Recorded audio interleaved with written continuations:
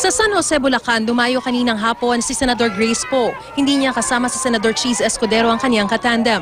Sinuyod ni Poe ang ilang mga kabahayan at negosyo sa abalang mga kalsada habang naka-motorcade.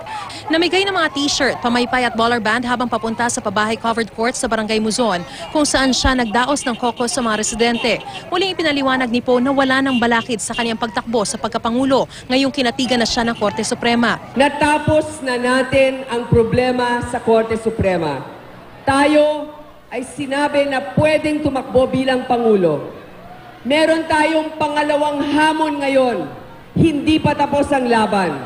Ang laban ay kung papaano naman natin maipaglalaban ang pangangailangan ng bawat Pilipino. Sa kanyang talumpati, nagpasaring si Poe sa kasalukuyang gobyerno na hindi umano ginastos ang pera para sa mga pangangailangan ng tao kahit meron naman.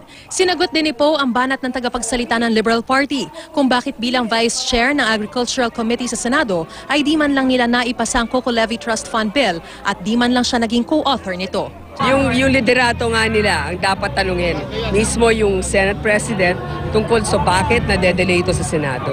Marami kami mga batas para na-propose para makatulong sa mga coconut farmers. Kailangan lamang i-integrate para dyan. Hindi ako nagkulang sa aking mga batas na pwedeng makatulong sa kanila. Binisita naman kagabi ng Tambalang Poe Escudero ang Navotas Fishport kung saan kinausap nila ang mga nagbabagsak at nagtitinda ng mga isda.